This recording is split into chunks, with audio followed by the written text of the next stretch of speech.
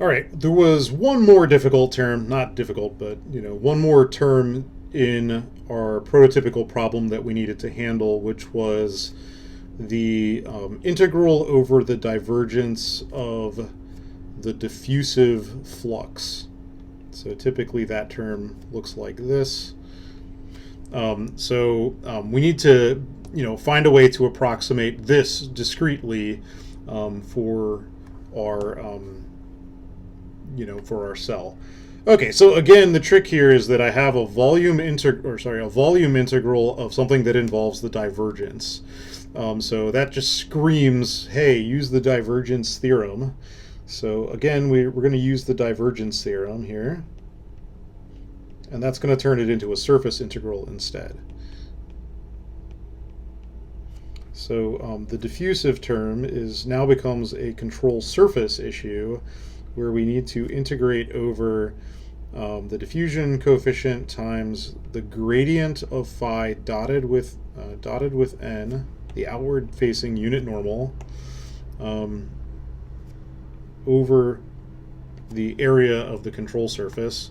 And again, because always our cells are multifaceted, so really what we're going to do is we're going to sum over the faces of that thing. So we've got a bunch of faces that have their own area associated with them, and we'll just sum over all of those discrete faces.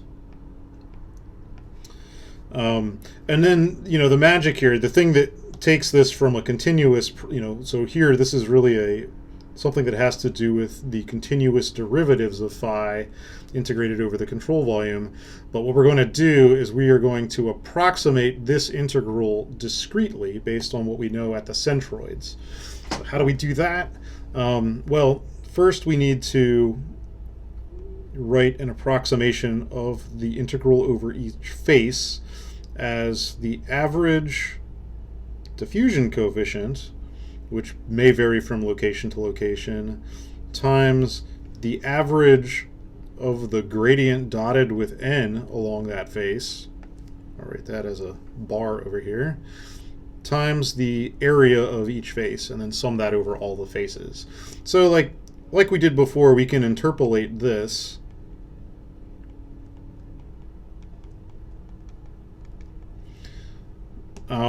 This diffusion term can be interpolated just by if this thing, for example, depends on phi. Let's say the diffusion coefficient depends on temperature, for example.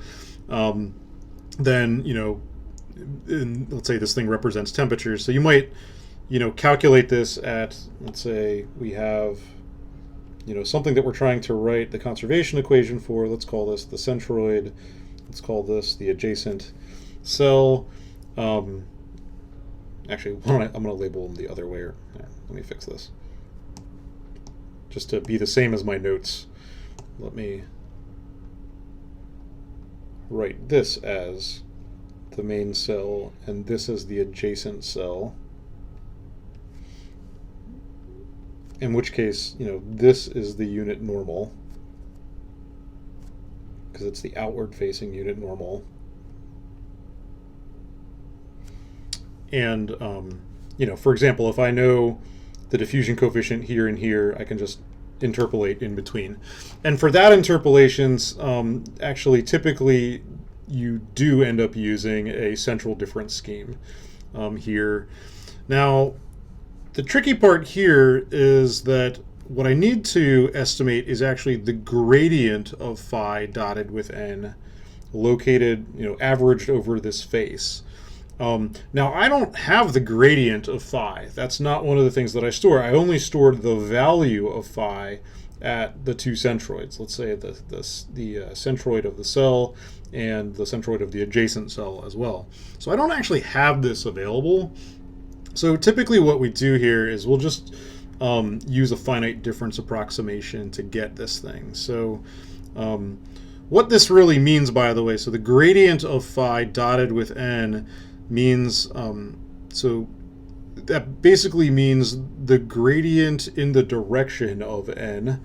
So what I'll do is I'll approximate that as the so to get the gradient, so it's very easy to get the gradient along this line right here, which may or may not actually be the unit normal. So to get it on the line that connects our centroid of our main cell to A, the definition would be the value at the adjacent cell minus the value at the centroid divided by the distance between A and C.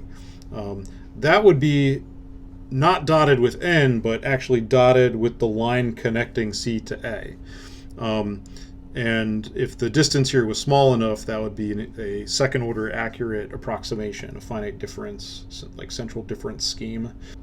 And yeah, so that's a central difference scheme, which is typically what people do. That's a central finite difference scheme. So you know, some things can go wrong with that, though. So let me draw a different. So this is what I'm hoping the case actually looks like, where the unit normal to that interface is in the same direction as the line that connects C to A.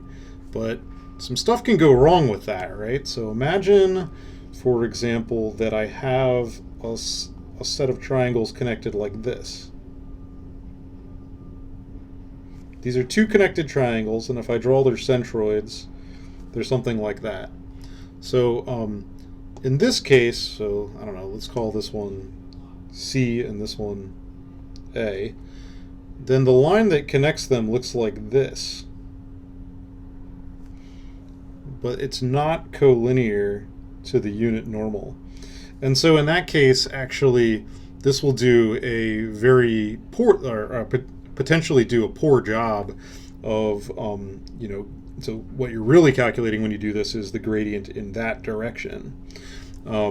So that'll get you the gradient in that direction, but not necessarily the gradient in the, like, dotted onto this direction. So that's a potential thing that can go wrong here. And some codes actually will allow you, for some extra computational effort, to calculate the unit normal, estimate this, dot along the two lines to actually get, you know, a corrected version of that. So like in SimScale, you'll see like a little tick box for doing, you know, I forget exactly what it's called, like corrections, you know, second order correctors to the gradient or whatever.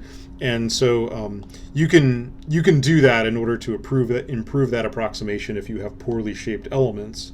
Typically, though, the strategy is to actually make meshes that have good shaped elements so that you don't have to put extra effort into doing stuff like that.